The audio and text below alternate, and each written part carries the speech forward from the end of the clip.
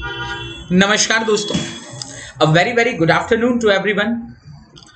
दोस्तों, जब से बैंक एसएससी का नया पैटर्न लॉन्च हुआ है और उसके अंदर 20,000 वैकेंसी अनाउंस की गई हैं और उसके पैटर्न में जो नया बदलाव हुआ है उसकी वजह से बहुत सारे बच्चों के मन में कुछ शंकाएं, कुछ दुविधाएं उत्पन्न हुई हैं और उसी के ऊपर हम बात करने के लिए एक स्पेशल वीडियो मैं आप लोगों के लिए बना रहा हूं। बहुत सारे बच्चों का ये मानना हो गया है कि जो एसएससी का नया पैटर्न आया है जिसमें टायर 2 के अंदर मैथ, इंग्लिश के साथ रीजनिंग और जीएस को शामिल किया गया है, तो अब ये जो पैटर्न है बैंकिंग की तरह बन गया है। तो 100% एग्री करते हैं कि क्योंकि एसएससी का जो पुराना टायर 2 पैटर्न था वो इस तरह से था कि उसमें 100 क्वेश्चंस क्वांट के आया करते थे और 200 क्वेश्चंस इंग्लिश के आया करते थे, जिसका वेटेज जो होता था ईच सेक्शन 200 मार्क्स हुआ करता था, यानी 400 मार्क। लेकिन इस साल उन्होंने क्या किया है, टायर 1 को उन्होंने क्वालिफाइंग नेचर का बनाया है और टायर 2 को उन्होंने स्कोरिंग रखा है, जिसके बेसिस पे आपका फाइनल सिलेक्शन होगा, जो कि लगभग बैंकिंग की तरह है। लेकिन ऐसा कतई बिल्कुल नहीं है कि अगर आप बैंकिंग की तैयारी कर रहे हैं तो आप पूरी तरह से एसएससी की प्रिपरेशन को, मतलब आप एसएससी का एग्जाम केवल उस बेसिस पे दे सकते हैं। क्योंकि मेरे मित्रों, सब्जेक्ट भले ही सेम हो और वो हमेशा से सेम रहे हैं, चाहे आप बैंक की बात करें, एसएससी की बात करें, वही 4 सब्जेक्ट हैं जिसपे बैंकिंग पे सवाल पूछे जाते हैं, जिसपे एसएससी सवाल पूछता है। लेकिन हमेशा से उनके पूछे जाने का जो पैटर्न रहा है वो बहुत अलग रहा है। बच्चों की इस दुविधा का बहुत सारे लोगों ने फायदा भी उठाया है कि नहीं, आप ये कोर्स लगा लीजिए, इससे आप बैंक भी दे सकते हैं और एसएससी भी दे सकते हैं, जो कि पूरी तरह से गलत है और बच्चों के फ्यूचर के साथ खिलवाड़ करने जैसा है। क्योंकि जिसका ड्रीम है कि मुझे भाई सेंट्रल गवर्नमेंट पोस्ट चाहिए, तो उसको एसएससी का प्रिपरेशन करने का पूरा हक है और उसको पूरा प्रिपरेशन एसएससी पे फोकस करना चाहिए। उसको उसकी अपनी प्रिपरेशन को बैंकिंग के साथ बिल्कुल मर्ज नहीं करना चाहिए। और जिसका ड्रीम है कि मुझे बैंक की जैसी व्हाइट कॉलर जॉब में जाना है और मुझे एक डायनेमिक करियर को लीड करना है, तो बैंकिंग जॉब उनकी प्रेफरेंस है, तो उनको एसएससी के साथ सिर्फ जॉब की एक रिक्वायरमेंट है। केवल इस एक मजबूरी का फायदा उठाते हुए इन दोनों चीजों को मर्ज करने की बिल्कुल भी जरूरत नहीं है। ठीक है बच्चों, अगर आप जो एग्जाम को फॉलो कर रहे हैं, जिस एग्जाम की प्रिपरेशन कई महीनों कई साल से कर रहे हैं, तो आपको बिल्कुल भी थोड़े बहुत चेंजेस की वजह से अपनी प्रिपरेशन का ट्रैक बदलाव करने की जरूरत नहीं है। तो आज मैं कुछ ऐसी ही चीजें आप लोगों के सामने रखने आया हूं, स्पेशली वो बच्चे जो नए हैं, जिनको अभी आइडिया नहीं है कि बैंकिंग और एसएससी के क्वांट में बेसिक फर्क क्या होता है। ठीक है, क्योंकि मैंने अक्सर देखा है जो नए बच्चे होते हैं, जो देखो जो 1 साल 2 साल से तैयारी कर रहे हैं, उनको प्रॉपर आइडिया है कि एसएससी और बैंकिंग कितना अलग है, मैं किस लेवल तक उसको हैंडल कर सकता हूं, कितनी चीजें कॉमन है और उनका वेटेज क्या है। ठीक है, लेकिन आज मैं ये वीडियो स्पेशली उन नए बच्चों के लिए भी बना रहा हूं जो बिल्कुल फ्रेशर अपनी तैयारी शुरू करना चाहते हैं। They are still in confusion कि मुझे बैंक ऑप्ट आउट करना चाहिए कि मुझे एसएससी ऑप्ट आउट करना चाहिए। आपका वो जो मोटिव है वो कुछ और हो सकता है बैंक और एसएससी ड्रिवन करने का, लेकिन दोनों कॉमन है। ये सोच के तैयारी शुरू करना एक सुसाइडियल अटेम्प्ट हो सकता है आपके लिए। ठीक है ना, यानी आप अपने कीमती समय को बर्बाद भी कर सकते हैं अगर आप ऐसा मिसकंसेप्शन से तैयारी शुरू करते हैं। तो ऐसी ही कुछ चीजें आज हम बात करेंगे और एकदम फैक्ट के साथ बात करूंगा, किस तरह के सवाल आते हैं, एक एक चीज मैं आप लोगों को क्लियर करूंगा। तो सबसे पहले इस सेशन में कुछ जो क्वेश्चंस मुझे बच्चों की तरफ से मिल रहे हैं वो मैंने यहाँ पे रखे हैं कि बच्चे क्या सोच रहे हैं आज की डेट में नए नोटिफिकेशन आने के बाद ऑफ एसएससी। तो पहला जो कॉमन सवाल हमें दिखाई दे रहा है वो ये है कि सर क्या बैंकिंग और एसएससी का क्वांट सेम है क्या। ठीक है, तो इसका जवाब मैं शॉर्ट में नहीं, पूरा डिटेल और प्रॉपर एक एनालिसिस के साथ दूंगा कि किस तरह से क्वेश्चंस बनते हैं, किस तरह से चीजें वर्क करती हैं। ठीक है प्यारे बच्चों, लेकिन इसका एक शॉर्ट जवाब मैं कहूंगा जी नहीं, बिल्कुल भी नहीं। इवन एसएससी के जो कॉमन, हमारे बैंक और एसएससी के कॉमन सब्जेक्ट्स हैं, इंग्लिश दोनों में आता है, रीजनिंग दोनों में आता है, जीए दोनों में आता है, इनमें भी कोई समानता नहीं है। एसएससी का इंग्लिश, एसएससी का बैंक बिल्कुल अलग है। एसएससी का लॉजिकल, बैंकिंग का लॉजिकल बिल्कुल अलग है। जमीन और आसमान का फर्क है। सिर्फ सब्जेक्ट का नाम सेम है, लेकिन जो उसके अंदर कंटेंट होता है या जो सिलेबस होता है या जो टॉपिक्स होते हैं या जिनके ऊपर क्वेश्चंस पूछा जाता है और कौन सी आपकी विशेषता चेक करने के लिए वो क्वेश्चन बने हैं दोस्तों, वो भी इंपॉर्टेंट रोल प्ले करता है। बैंकिंग जो है एक डिसीजन मेकिंग, एक एग्जीक्यूटिव, एक कॉर्पोरेट कल्चर वाला जॉब है, तो वहां पे थोड़े से जो क्वेश्चंस होंगे या जो बैंक मैथ या इंग्लिश जो पूछी जाएगी वो थोड़ी उस तरह की होगी। और एसएससी जो है, जो एडमिनिस्ट्रेटिव पोस्ट है, एडमिनिस्ट्रेटिव पोस्ट में अलग स्किल सेट चाहिए, ठीक है ना, वो एग्जीक्यूटिव माइंडसेट नहीं रखता है, ठीक है, उनका एक अलग तरह का सोच है, तो वो उस तरह के लॉजिकल रीजनिंग पूछते हैं, ठीक है मेरे बच्चों। तो दोनों के सवाल पूछने में जमीन आसमान का फर्क है। सिर्फ चारों सब्जेक्ट के सेम नाम होना सफिशिएंट नहीं है, ये बात मैं आपको क्लियर कर देता हूं। चारों सब्जेक्ट के नाम सेम होना दोनों के पैटर्न को सेम नहीं बनाता है, ठीक है।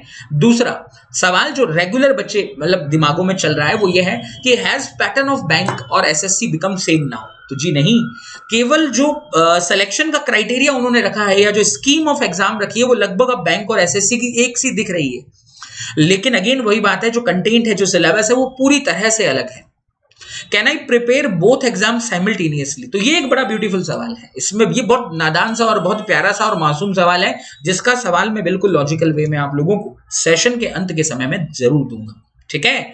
और जो एक और सवाल आ रहा है कि सर एसबीआई का भी नोटिफिकेशन हमने देखा, उसमें तो 1600 वैकेंसी है, और एसएससी का हम नोटिफिकेशन देख रहे हैं तो इसमें तो 20,000 वैकेंसी है, तो क्या मैं पूरी तरह से एसएससी में शिफ्ट हो जाऊं?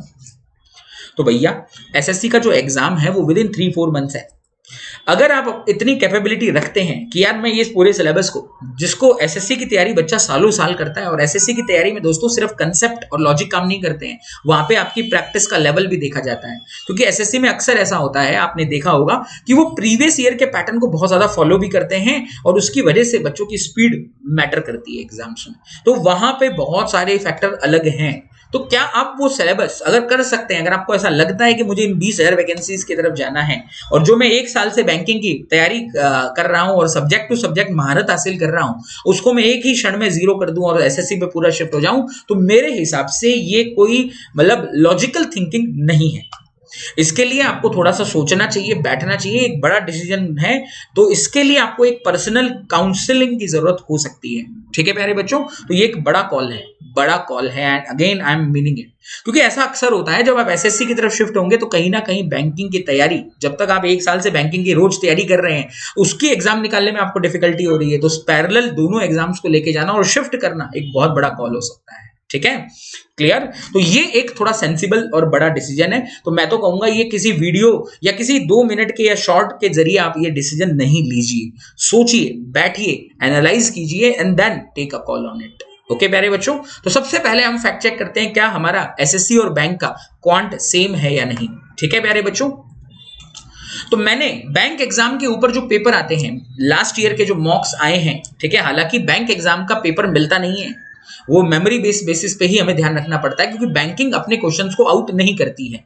एसएससी, रेलवेज, यूपीएससी, स्टेट पीएससीज ये अपने पेपर दे देती हैं, तो उनका प्रीवियस क्वेश्चंस का रिकॉर्ड मेंटेन किया जाता है और हर कोचिंग, हर पढ़ाने वाला उस पर ध्यान देता है। लेकिन बैंकिंग में एक सबसे बड़ा स्ट्रगल रहता है, लेकिन फिर भी अगर आप मेरे फॉलो कर रहे हैं हमारे चैनल को या हमारी कोचिंग से जुड़े हुए हैं ऑफलाइन क्लासेस से भी, तो आप लोगों को पता होगा कि हम कितना माइन्यूटली फॉलो करते हैं प्रीवियस क्वेश्चंस को, ठीक है बच्चों। तो मैं आप लोगों को एक अंदाजा दे रहा हूं कि बैंकिंग में स्कोरिंग पैटर्न बिल्कुल अलग होता है, जो टॉपिक हम फोकस करते हैं वो बिल्कुल अलग होते हैं, बेहद अलग होते हैं, ठीक है, एसएससी के मुकाबले।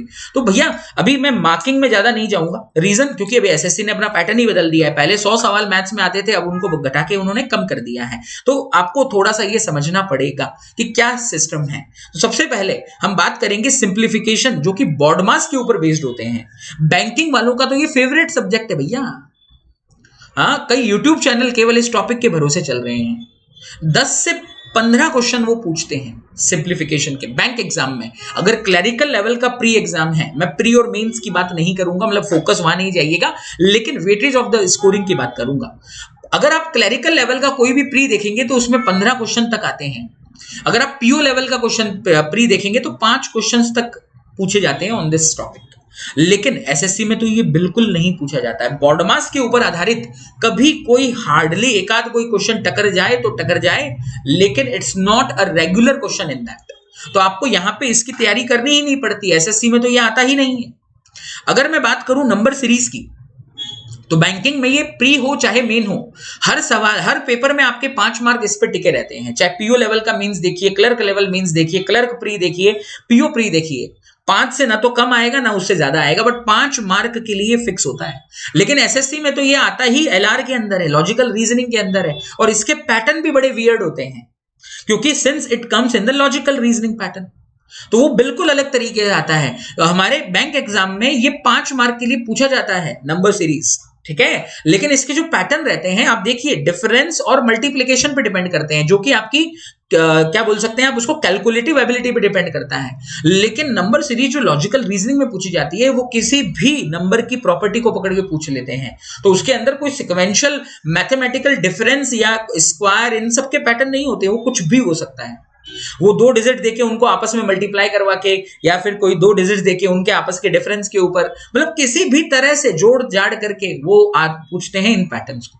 तो ऐसा नहीं है इसकी तैयारी नहीं होती है, लेकिन आपको उस एंगल में सोचना हो रहा होता है। इसके बाद क्वाड्रेटिक इक्वेशंस। दोस्तों क्वाड्रेटिक इक्वेशन मिनिमम 5 मार्क आपको देता है बैंकिंग एग्जामिनेशंस में, और एसएससी में तो इसके ऊपर सवाल भी नहीं आता है, सिंगल सवाल तक नहीं आता है। और इवन आजकल तो मेंस लेवल पे क्वाड्रेटिक के ऊपर बहुत ही जबरदस्त सवाल आने लग गए हैं, रिवर्स में जाने लगा है क्वाड्रेटिक, रूट्स देके they are asking about the quadratic equations, जो कि बच्चों के लिए एक बड़ी समस्या बनता जा रहा है। तो बैंकिंग के अंदर आपका फोकस ही अलग तरह के सवालों पे होता है। उसके बाद एक मेजर टॉपिक पे आते हैं, that is called data interpretation. DI banking के अंदर मतलब आप मान के चलिए ब्लड का काम करता है। अगर आपका कोई शरीर है, ठीक है, जिसमें जिस तरह से ब्लड की जो इंपॉर्टेंस है, डीआई की सेम इंपॉर्टेंस क्वांट के अंदर है। आपका तकरीबन 40 to 50% सिलेबस डीआई पे डिपेंड करता है क्वांटिटेटिव एप्टीट्यूड के अंदर, और जो आजकल लेवल जो लॉजिक्स पूछे जा रहे हैं वो एकदम जबरदस्त लेवल पे हैं, तो आपकी थिंकिंग प्रोसेस जो पूरी बदल के रख देंगे ऑन द नंबर्स, ठीक है प्यारे बच्चों। लेकिन वहीं पे एसएससी में हार्डली एक डीआई आता है, वो भी बेसिक पाई चार्ट या टेबल ग्राफ या line graph, and that too on the basic level, जिसमें वैल्यूज आपके सामने होंगी, आपको थोड़ा बहुत कन्वर्जन पे ध्यान देते हुए उन सवालों को बनाना है। क्लियर है? तो अगर आपने स्पेसिफिक डीआई नहीं भी पढ़ा तो भी आप एसएससी में उसको अटेम्प्ट कर ले जाते हैं, लेकिन एसएससी का स्कोरिंग डीआई पे डिपेंड नहीं करता है।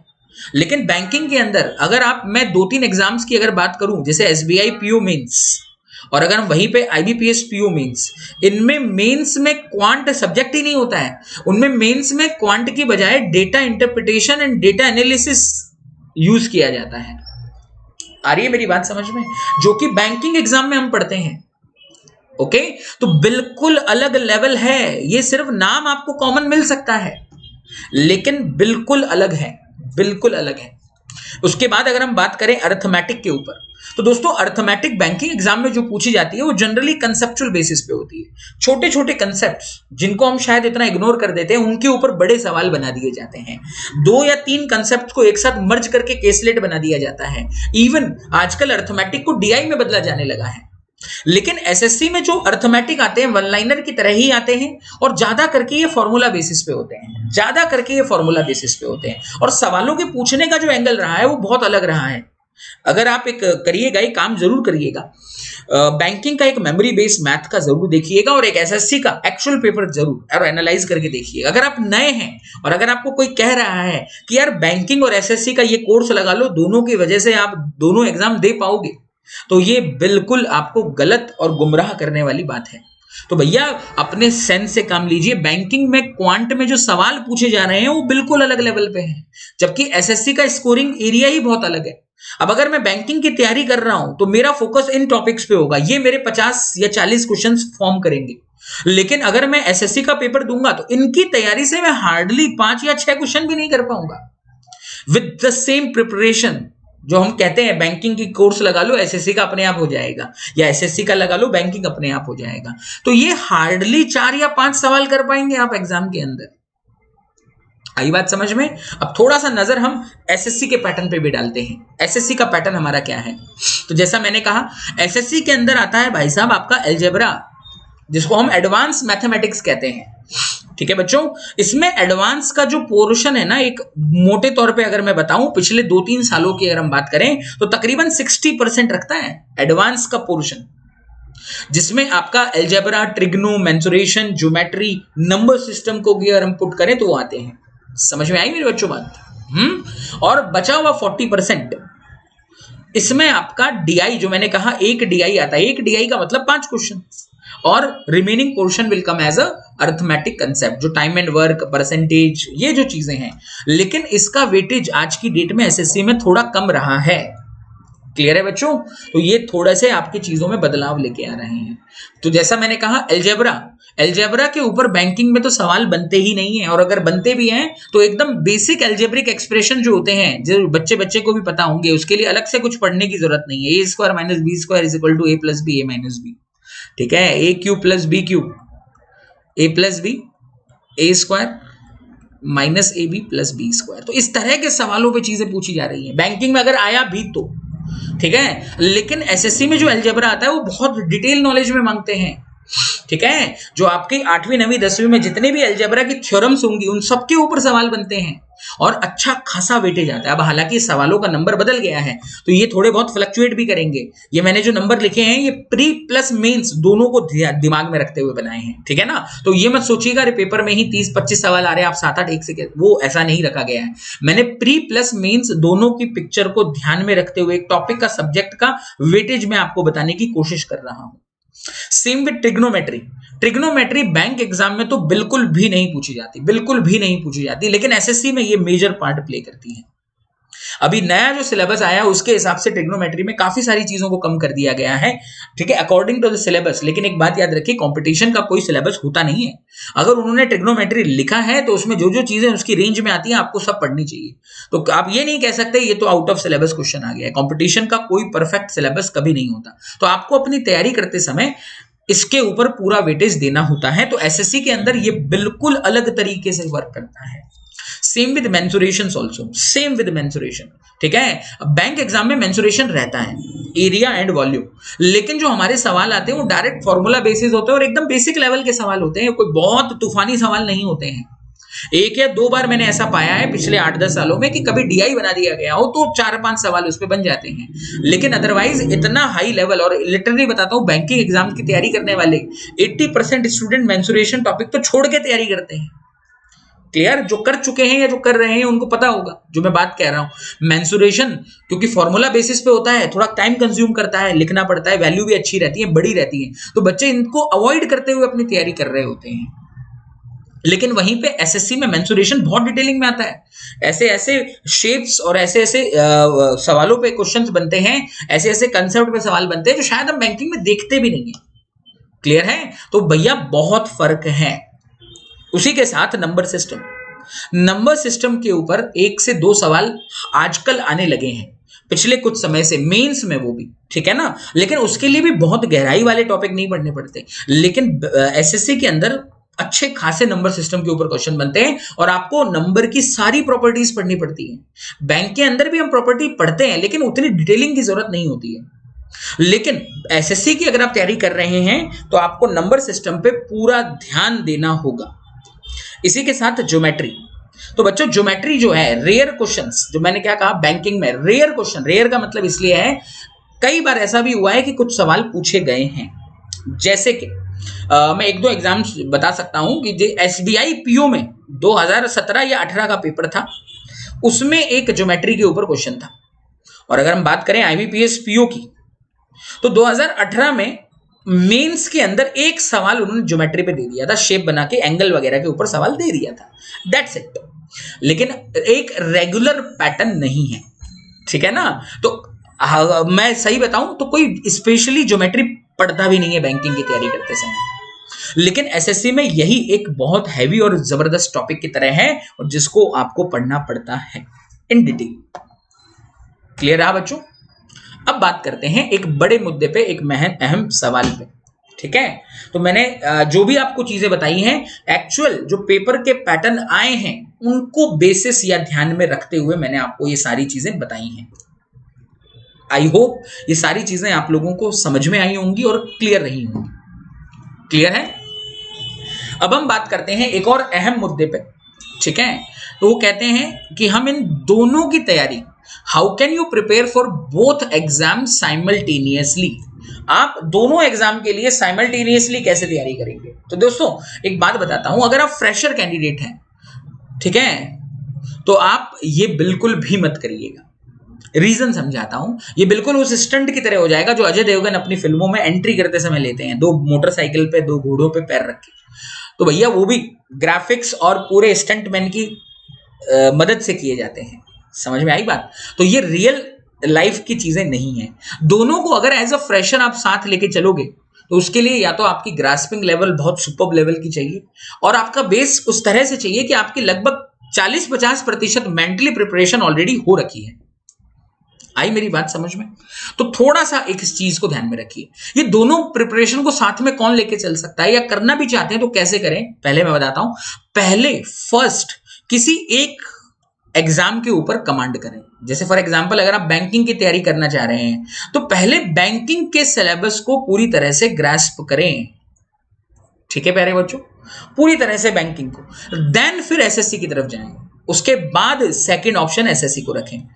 बिना बैंकिंग पे पूरा कमांड हुए अगर आप एसएससी में जाओगे तो दोनों की आपस में खिचड़ी बन जाएगी। मैंने अभी बताया आप लोगों को दोनों के अलग अलग टॉपिक है जहां आपको फोकस करने हैं। दोनों में बिल्कुल अलग अलग चीजें हैं जिन पे फोकस किया जाना है। सेम अगर किसी का ड्रीम है कि मुझे एसएससी करने का है तो भैया पहली प्रिपरेशन आप एसएससी की करिए। पहले एसएससी के सारे टाइप ऑफ क्वेश्चंस पे कमांड अच्छी करिए, तो प्रायोरिटी उसी को रखिए। लेकिन वंस आपको लग गया यार अब कमांड तो आ गई है, प्रैक्टिस भी मेरी बहुत अच्छे लेवल पे चल रही है और मैं एक कॉन्फिडेंस जनरेट कर चुका हूं कि अब अगला एग्जाम में क्रैक कर ही सकता हूं, तो आपको एज ए बैकअप प्लान रखना है। देन आप बैंकिंग की तरफ मुड़िए। दोनों को साथ साथ इस तरह से लिया जा सकता है, दैट्स इट। लेकिन ऐसे मत लीजिएगा कि आप फ्रेशर हैं, एक सुबह का क्लास एसएससी का लगा लिया, शाम को बैंकिंग का लगा लिया। ये तैयारी साइमल्टेनियसली अगर आप करने जाओगे तो आप एक के भी होके नहीं रह जाओगे। तो ये बहुत सारे बच्चे गलतियां करते हैं। तो ये मेरा एक पर्सनल सजेशन बनता है as a guide, as a mentor, कि मैं आप लोगों को सही चीज पे गाइड करूं। ठीक है प्यारे बच्चों, तो ये बातें बिल्कुल ध्यान में रखिएगा। अगर आपके मन में कोई भी डाउट या शंका है आप इस वीडियो के अंडर में कमेंट करिए। मैं कोशिश करूंगा हर इंडिविजुअल बच्चे को रेस्पॉन्ड करने की, ताकि आप अपने करियर को बहुत ही कैजुअसली आप लेके चल रहे हैं, कॉशियसली आप कदम रख रहे हैं। हम नहीं चाहते हैं कि कोई भी तरह का गलत डिसीजन जो फ्लो में या किसी के अंडर इन्फ्लुएंस आप ले लें और वो आपके करियर के साथ पूरा खेल जाए। तो थोड़ा संभाल के करिएगा, क्योंकि जो कॉम्पिटिटिव एग्जाम्स की प्रिपरेशन है ना दोस्तों, एक गलत आपके प्रिपरेशन के समय को बढ़ा देती है। और मेरा हमेशा से मानना है कि इंसान की ये जो फेज है जब आप कॉम्पिटिटिव एग्जाम्स के लिए तैयारी कर रहे हैं, क्योंकि सभी लोग जनरली ग्रेजुएट हो चुके हैं क्योंकि you are eligible for that examination, और आपका जो एज है अबाउट 23 है और आप एक ऐसी एज में हो जहां पे हम अपने करियर को, हमारी आगे की लाइफ इन आने वाले 5-6 सालों पे डिपेंड करेगी। आप इन 5-6 सालों में क्या कर रहे हो, आपकी आफ्टर 40 वाली एज पूरी तरह से उस पर डिपेंड करती है। तो इसलिए बहुत कॉशियसली ये डिसीजन लीजिए, ये कॉल लीजिए कि मुझे किस तरह से तैयारी करनी है। और ये बिल्कुल मत करिए कि एज अ फ्रेशर आप दोनों को साथ में कर रहे हो, ये एक बहुत रिस्की डिसीजन आपके लिए हो सकता है। लेकिन मैंने बताया ऐसा नहीं है कि ऐसा संभव नहीं है कि नहीं हो सकते, भैया हो सकते हैं। We have seen also example, बच्चों ने दोनों साथ एग्जाम दिए और क्रैक भी किया है, लेकिन ऐसे एग्जांपल बहुत कम देखने को मिलते हैं। तो मैं किसी एक रेयर एग्जांपल के ऊपर बाकी जनता को नॉर्मलाइज नहीं कर सकता हूं। और कॉम्पिटिटिव एग्जाम तैयारी करने वाले बच्चे बहुत ही सीधे और सादे और सरल होते हैं बच्चों। ऐसा नहीं है कि कोई बहुत ही ब्रिलियंट लेवल के ऊपर आके बच्चा कॉम्पिटिटिव की तैयारी करना शुरू करता है। भैया 99% जो बच्चे कॉम्पिटिटिव की तैयारी कर रहे हैं बैंक की या एसएससी की, they come from the middle background या अपर लोअर मिडिल बैकग्राउंड, या फिर और एजुकेशन भी उनका लगभग एवरेज जोन में रहा होता है। लगभग, बहुत ऐसा कम होगा कि कोई एकदम से आईआईटी पास आउट है और वो बैंक का फॉर्म भर रहा है। मतलब एकदम ही अलग लेवल पे आपको देखने को मिलेगा। ऐसे एग्जाम्पल बहुत रेयर दिखेंगे, बहुत रेयर दिखेंगे। ठीक है ना, ऐसा नहीं है नहीं, ये भी मैं क्लियर करता हूं, ऐसा नहीं है कि है ही नहीं है, लेकिन उनको एग्जाम्पल बना के नहीं रखा जा सकता, मेरा ये मानना है। ठीक है ना, तो भाई डाइवर्ट करने की कोशिश की जाती है कई अलग अलग तरीकों से, तो आपको होना नहीं है। आपको अपनी समझ और अपने हालात और अपने जो भी प्लानिंग आप लेके चल रहे हो उस पर थोड़ा सा रिलाई करना होता है इन चीजों में। ठीक है मेरे मित्रों, तो ये जो सारी चीजें थी, जो मेरे मन की बातें थी, जो मैं कई दिनों से बच्चों के थ्रू सुन रहा था, बच्चे क्वेश्चंस पूछ रहे थे, थोड़ी व्यस्तता थी क्योंकि अभी बहुत सारे बैंकिंग के फॉर्म चल रहे हैं और ऑफलाइन ऑनलाइन क्लासेस मेरी दोनों तरह से चल रही हैं। तो इस वजह से मैं थोड़ा रेस्पॉन्ड पर्सनली हर किसी को नहीं कर रहा था। तो मैंने सोचा था आज आरआरबी का एग्जाम है, आज लेक्चर का लोड नहीं था, तो मैंने सोचा क्यों ना आज इसके ऊपर एक अच्छा बढ़िया और एक सॉर्टेड वीडियो आप लोगों के लिए बनाया जाए। अगर आपको इनमें से कोई भी चीज लग रही है कि कॉन्ट्राडिक्टरी है तो प्लीज कमेंट करें और एक सीधे साधे सरल तरीके से बात करें। मैं डेफिनेटली आपके मन में जो भी क्वेरी है उसको रिजॉल्व करने की पूरी तरह से कोशिश करूंगा। ठीक है मेरे बच्चों, और लास्ट टाइम मैं आपको रिमाइंड करना चाहूंगा अबाउट माय बैचेस। ठीक है, हमारे ऑफलाइन क्लासेस पुणे के अंदर रन होते हैं जो कि शुरू हो चुकी हैं। ठीक है, मई मंथ से we have started our offline operations, क्योंकि कोविड की वजह से 2 साल गैप हो गया था और मैं भी पूरी तरह से ऑनलाइन पे एक्टिव था। मैं अभी भी ऑनलाइन पढ़ा रहा हूँ। ठीक है ना। अभी भी मैं एक प्लेटफॉर्म से जुड़ा हूं, बट ऑफलाइन हमने अभी फुल फ्लेज अपना शुरू कर दिया है और हम पुणे के अंदर लॉ कॉलेज रोड करके एक एरिया है, वहां पे अपनी प्रॉपर क्लासेस रन कर रहे हैं। तो बच्चों, मैंने अभी एक रिसेंटली एसएससी का एक्सक्लूसिव बैच लॉन्च किया है पूरी तरह से, मतलब there is no merging of banking and SSC, क्योंकि पुणे में एक कल्चर बड़ा रहता है ऑफलाइन के अंदर एसएससी प्लस बैंकिंग एक साथ पढ़ना है। तो भैया उस कल्चर से बाहर आइए, एक्सक्लूसिव तैयारी करना शुरू कीजिए, क्योंकि आजकल सिलेक्शन इतना सस्ता नहीं है। आपको इसके लिए बहुत समय का त्याग करना पड़ता है, आपको एफर्ट लेना पड़ता है, बहुत सारी चीजें हैं। तो हम हमेशा कहते हैं 5 महीने का हमारा ये पूरा कोर्स है, आप पूरा कंप्लीट करिए, और हम इसके लिए एक्स्ट्रा एफर्ट ले रहे हैं। यूजुअली हमारा सेशन जो था 3 घंटे का हम रखते थे, बट जैसा कि आप सभी को पता है नोटिफिकेशन के आधार पे टायर 1 का एग्जाम हमारा दिसंबर में ही है, लेकिन टायर 2 में फिर हमें 2-3 महीने मिलेंगे। तो ये बैच आपको पूरा भरपूर हेल्प करेगी टायर 1 टायर 2 को क्रैक करने के लिए, और हमने इसके लिए समय बढ़ाते हुए 4 घंटे का समय रखा है। मंडे टू सैटरडे क्लासेस होंगी, Monday to Friday regular schedule चलेंगे, और सैटरडे या संडे को कुछ एक्स्ट्रा एडिशनल चीजें पे हम बात करेंगे, जिसमें पीवाईक्यू क्वेश्चंस का रिवीजन, या फिर कभी कोई सब्जेक्ट एक्स्ट्रा पढ़ा लिया जिसको एक फुल गो में जाने की जरूरत थी, कुछ ऐसे टॉपिक जो एक सतत 4 या 5 घंटे के गैप से हम आपको एक सीक्वेंस से पढ़ाना चाहें, तो उन सब की चीजों पे हम बात करने वाले हैं। ठीक है प्यारे बच्चों, तो ये बैच हमारी जो है 29 सितंबर से शुरू होने जा रही है। ठीक है, इसमें जो एडमिशन हम लेने वाले हैं up to October 2nd week तक लेंगे। ठीक है, इसका जो हमने लिमिट रखा है, स्ट्रेंथ रखा है, वो तकरीबन 40 स्टूडेंट्स का हमने रखा है। ठीक है, बहुत लिमिटेड बैच है ऑलरेडी, मतलब अभी जब मैं वीडियो बना रहा हूं already we have done 25 admission in that. Okay, अभी तक हमारा ये हो चुका है, अभी तक हमारे पास सिर्फ 15 सीट बचे हुए हैं। तो जो भी बच्चे इंटरेस्टेड हैं, और अगर और भी रेस्पॉन्स आया तो we will start 1 more batch. ठीक है प्यारे बच्चों, तो ये हमारे पास एक सिनेरियो है आप लोगों के लिए। सिंस एसएससी का इतना पुणे में, मतलब पुणे पढ़ाते हैं, अब कोई नॉर्थ का ये बंदा देखेगा उसको बड़ा ऑकवर्ड लगेगा, अरे एसएससी की सिर्फ, क्योंकि पुणे के अंदर थोड़ा सा एसएससी को लेके इतना अवेयरनेस, उतना ज्यादा मतलब क्या बोलते हैं फोकस बच्चों का नहीं रहता है। तो इसीलिए मैं ये चीजें क्लियरली बता रहा हूं कि क्या सीन है। और बैंक पीओ के लिए भी, बैंक पीओ का आपको पता है एसएससी का नोटिफिकेशन आउट हो चुका है, तो उसके लिए भी मेरा नया बैच 22 सितंबर में 12 बजे लॉन्च हो रहा है। तो अगर आप लोग इंटरेस्टेड हैं, डेफिनेटली ये हमने ऑफिस का नंबर यहाँ दे रखा है। ठीक है, रंजीत जी इस नंबर पे आपको मिलेंगे, आप फोन करिए बिंदास। और अगर आप बाहर से भी आ रहे हैं तो हॉस्टल या फिर पीजी की रहने की व्यवस्था हम करवाने की आपकी पूरी सपोर्ट करेंगे। ठीक है प्यारे बच्चों, तो ये नंबर्स हैं, और जो भी आपको फी डिटेल वगैरह कुछ भी चाहिए आप इस नंबर पे बात करें और अपनी इंफॉर्मेशन इनसे ले सकते हैं। ठीक है प्यारे बच्चों, लेकिन इतनी गारंटी है आपको पूरा फोकस्ड बैच देखने को मिलेगा। हर सब्जेक्ट के लिए एक अलग अलग फैकल्टी देखने को मिलेंगी और एक्सपीरियंस्ड फैकल्टी देखने को मिलेंगी। ठीक है ना, हमारे यहाँ का जो स्टाफ है बिल्कुल इस तरह का स्टाफ है जो पूरी तरह से फोकस है टीचिंग की तरफ। ठीक है, तो जुड़िए इस बैच के, हमारे बैचेस के साथ। एसएससी का एक्सक्लूसिव बैच हम लॉन्च किए हैं, पूरी तरह से एसएससी फोकस्ड बैच है प्यारे बच्चों। तो अगर आपको ट्रस्ट है, अगर आपको लगता है कि यार यहाँ पे हमें एक ट्रस्टेड और एक फुल्ली बोल सकते हैं केपेबल गाइडेंस हमें यहाँ मिलेगा, तो जुड़ सकते हैं आप एफटी एकेडमी के साथ। ठीक है प्यारे बच्चों, तो फिर मुलाकात होगी जल्द ही आप लोगों के साथ कुछ और बेहतरीन वीडियोस के साथ। ठीक है प्यारे बच्चों, bye bye, have a great day. और प्लीज हाँ, जिसकी जो भी क्वेरी होगी आप वीडियो के जरिए मुझसे पूछ सकते हैं, बात कर सकते हैं। ठीक है प्यारे बच्चों, bye bye, have a great day.